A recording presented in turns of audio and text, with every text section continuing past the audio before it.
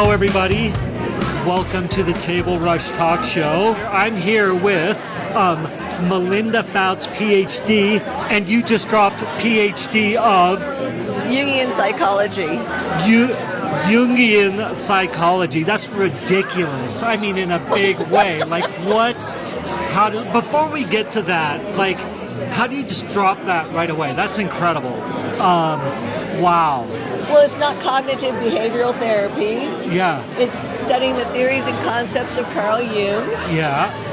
And he was a contemporary of Freud's, for those of you who don't know who Carl Jung is. Okay. And he split from Freud because Freud said every dream had a sexual component, and Carl Jung said, no, it doesn't. Yeah. And Carl Jung started really looking at the undiscovered self. Okay. And the unconscious, and how like dreams give us images. Yeah. So it's code to learn more about yourself. Wow. Yeah. Was this, well, hold on. Before we get to that, we are at the Spring Mind, Body, Soul magazine release party. We're here in the Aspen area, and what's this valley called again? It's the Roaring Fork Valley. The Roaring Fork Valley, which is incredibly beautiful. You're a 20-year resident of the area. Awesome. And Melinda has an article in Mind, Body, Soul. Is this the center spread by chance? No. But that's all right. It's good. You need to like a double PhD to get the center spread, right? I know. But anyway, so we're here, and you're executive coaching with a growth mindset, which we're going to talk about. But first, Jungian psychology, PhD. Is this like out of high school? What's your track for that? Was it inspired right away, or was this accidental along the way? Oh, I did not like what I was doing. So after I would take my daughter to daycare, Okay. I would walk 2 miles down the beach, because I lived in Montecito at the time, and 2 miles back, yelling at the universe. You didn't put me on this earth for nothing. Yeah. And one day, I said, why don't you answer me? Okay. And the universe says, because you never shut up and stop talking. That's what you got. Oh my gosh. And it was that day, I said, okay, I get to rant for 2 miles and then I'll shut up and start listening. Now, who would bargain like that, right? Yes, of course. And I bargained. I still get to do my rant because I was all geared up to do my rant. And then I said, okay, when I turned around after 2 miles, I said, okay, give me my answer. And I got my answer that day. In code. Okay. So I walked down the beach barefoot with my dog in the surf. And on the way back, I started picking up broken shards of glass. Okay. And at the end of my walk, my hands are covered full of broken shards of glass. Okay. And I said to myself, how come I didn't see one piece of glass on the way down? Ooh. And the universe says, think about all the broken, shattered lives that need to be picked up and held. I'm like, oh, this is code. I have no idea what it means. But I asked the right question. Yeah. I did get an answer. I just don't know what it means. Okay. And so I went to this friend of mine, an older gentleman, and I said, help me. He goes, oh, Melinda, it's so obvious. I'm like, not to me. And he said, you're supposed to be a psychotherapist. So I was first a psychotherapist. Okay. And he said, you're supposed to go to this Pacifica Graduate Institute, which is just down the street. Santa Monica? No. Oh. It's in Carpinteria in Santa Barbara. Okay. And that set me on my path. Is that who ran that? Stephen Ozenstadt, and he still does. Okay. And it's a depth psychology institute. Okay. And that's what started my journey. Cool. Amazing. And you got your PhD. How many years did you invest of your time and effort into that, if you don't mind me asking? Well, it's a 2-year program for your master's. Okay. It's a 3-year program for your PhD. In California, you have to do 3,000 hours of an internship before you can sit for the licensing exam. Oh my gosh. And back in the dark ages, when I did this, Yes. we also had to do an oral exam. And only 2 of us out of 33 passed. And I was one. What? Wow. Oh my gosh. So, executive coaching with a growth mindset. How does this come about? Another sort of existential crisis as you're a psychotherapist, or? So about 7 years ago, Yeah, burnout. burnout. Burnout on the pathology. Yeah. Yeah. And a woman, a global CIO of an international organization came to me and she said, I received a phone call from a colleague.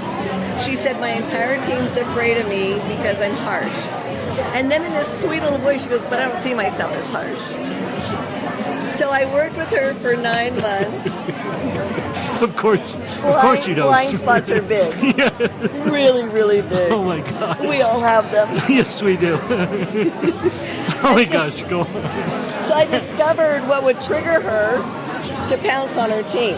Oh, So I worked with her. In 9 months, we finally conquered this blind spot. okay.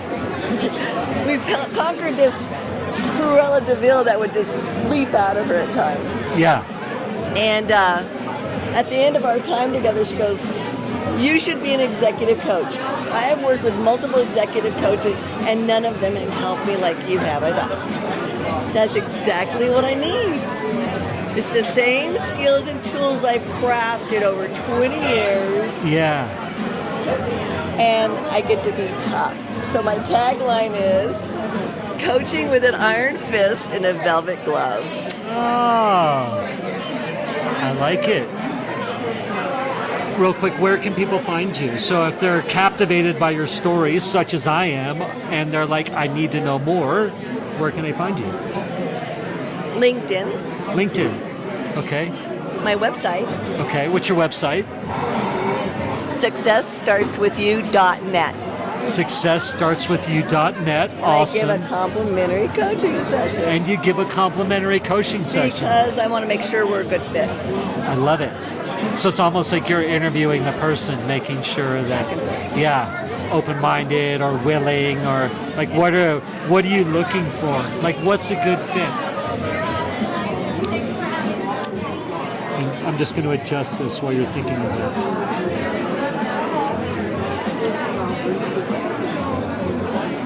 Across the board, Yeah. Misha, Yes. there's common denominators no matter what you come to me with. Okay. And everyone gets in their own way because they have patterns of behavior and they need a new skills, new techniques. Everyone I coach needs better communication skills across the board. Fact of life. Fact of life. You have a blind spot. You need better communication skills. I'm sorry. Conflict resolution. Conflict resolution. And the thing, I have an advantage that everyone else doesn't have. Okay. So the people that come to me are so focused on their business Yeah. and their work, and I have this overview effect. So I have a different perspective, and I hear all the time, why didn't I think of that? Why couldn't I think of that? All the time. And so I always push my clients to come up with a different answer. And I go, oh, that was a B minus. That was an A minus. Yes. And one client said, what does it take to get an A plus out of you? Yes. And I said, if you can give me a never before thought of answer, that's what I can do for them. It's fun. I love it. I love it.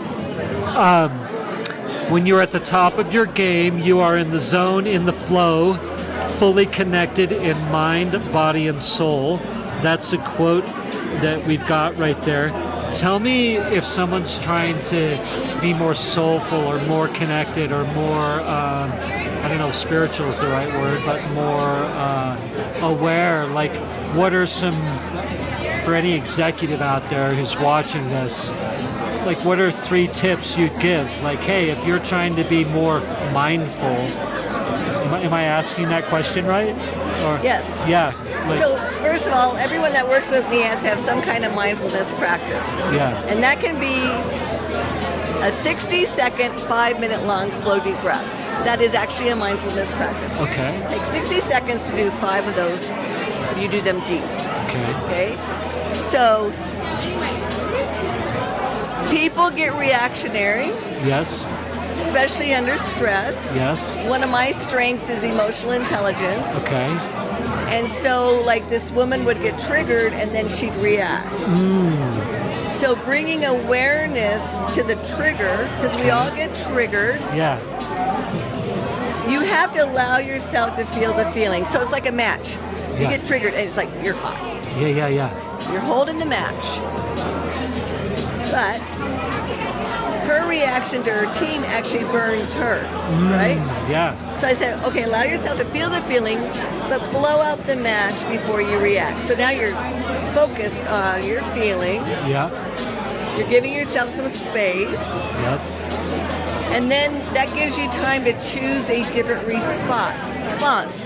So one of my tools is become curious. Ask questions. Because then you get out of the amygdala, hijack the emotional part of the brain, Okay. and you stay in the prefrontal cortex, your reasoning, thinking, function part of the brain. So when you ask questions and step into it, well, help me understand something. How come you keep making this same mistake? Are you aware that you're making this same mistake? Because they may not be. So that's a tool, the curiosity tool, Yeah. to help you be less reactionary. Love it. Good. Awesome. And then third, number 3. A third, the whole premise of Carl Jung's theories and concepts is greater self-awareness. Know thyself is the hardest thing in the world to do. That's why everyone needs a coach. Yes. Because I see things you can't see about you. Yes. And so being connected with yourself, being connected that you're triggered, Yes. is hard for people. They don't, Yes. they just react, and we slow things Yes. way down Yes. so that they can pause. So I say silence is your friend, Yes. and asking questions keeps you in the power seat. And it's a whole technique around staying connected to mind, body, and soul, where you're aligned, centered, and grounded, in which you can then be more present to the other. That's good. That's good stuff. I think those are Thanks. good things. Yeah. So breathe deep, slow down, take those 5 big breaths for that minute. Ask questions, right? Asking questions will keep you out of the emotional part of the brain. I love it. And then number 3 is be aware that you're triggered. Like, know thyself. Like be open to the fact. It's the way I hear it is like, hey, like, open yourself up to the idea that, yeah, maybe you're triggered and maybe you need to chill. Yes, Yes. that's a good reframe. Okay. Thank you. You're also an amazing skier. This is I can tell. Before we started this interview, we started talking about skiing. She graciously let me eat to get caught up because I've been interviewing like mad. But you've been skiing all over the place, and you're still an avid skier. Oh yeah, most guys can't keep up with me. Yeah, that's amazing. And where's your favorite spot to ski? I enjoy Ajax and Highlands. Cool. Yeah. Yeah. Hey, this has been a ton of fun. Thank you. And Stacy's Do you want just one more glass of wine? A wine or margarita or beer? Sure, I'll have a glass of rosé. Rosé. Thank you. And then none for me. And then I was just going to ask her. We are just about done, so I wanted to know from Melinda: is there anything that you would feel remiss if you didn't get to say it before we end our interview here? My book. Oh yes. Oh, yes. Tell- I'll let you guys talk about the book. Okay. And then we're going to go Candace. Yes. Cognitive Enlightenment. Or Gabrielle's here from her. Okay. Cool.